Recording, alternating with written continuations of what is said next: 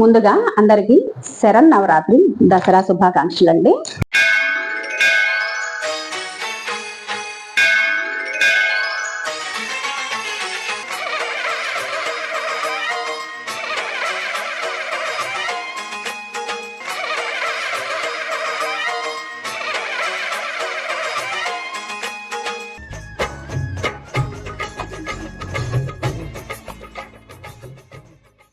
प्रथमं शैलपुत्रेति द्वितीयं ब्रह्मचारिणी तृतीयं चन्द्रघण्टेति कूष्माण्डेति चतुर्दकं पंचमं स्कन्धमातेति षष्ठमं कात्यायनी तथा सप्तमं कालरात्रित्या महागौरी चाष्टकं नवमं सिद्धदात्री च नवदुर्गा प्रकीर्तिताः उक्तान्येतानि नामानि ब्रह्मणैव महात्मना।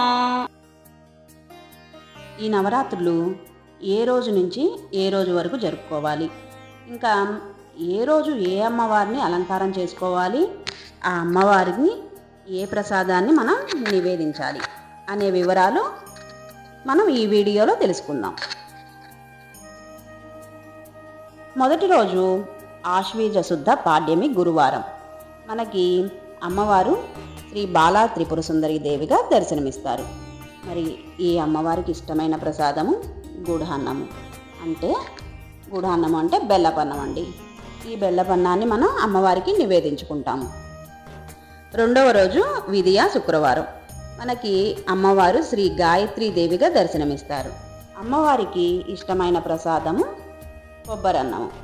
ఈ కొబ్బరన్నాన్ని మనం అమ్మవారికి నివేదించుకుంటాము.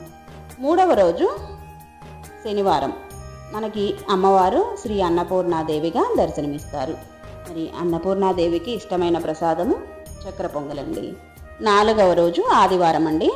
అమ్మవారు మనకి శ్రీ లలితా త్రిపుర సుందరి దేవిగా దర్శనమిస్తారు. అమ్మవారికి ఇష్టమైన ప్రసాదం పులిహోర, రవ్వ కేసరి. ఈ రెండు ఏదైనా నివేదించుకోవచ్చండి.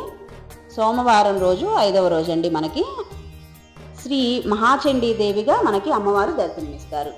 మరి అమ్మవారికి ఇష్టమైన ప్రసాదము అల్లంగారెలండి. ఈ అల్లంగారెల్ని అమ్మవారికి మనం ప్రసాదంగా నివేదించుకుంటాము.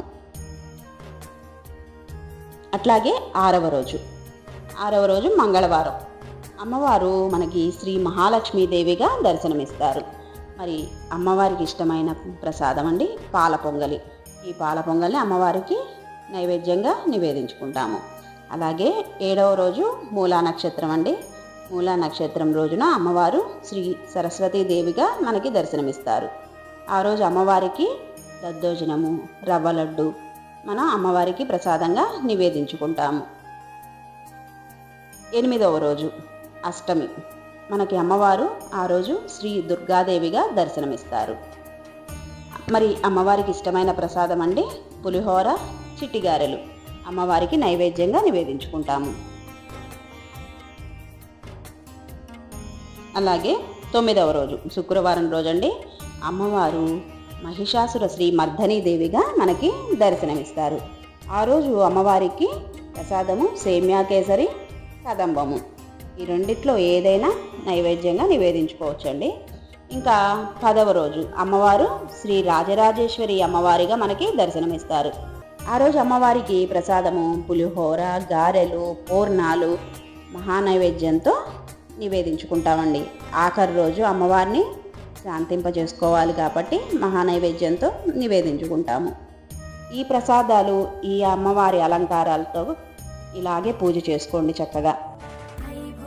ఇంకొకసారి అందరికీ దేవి శరన్నవరాత్రుల శుభాకాంక్షలు అండి. Thank you. ఈ వీడియో మీకు నచ్చినట్టయితే మా ఛానల్ని సబ్స్క్రైబ్ చేయండి, లైక్ చేయండి.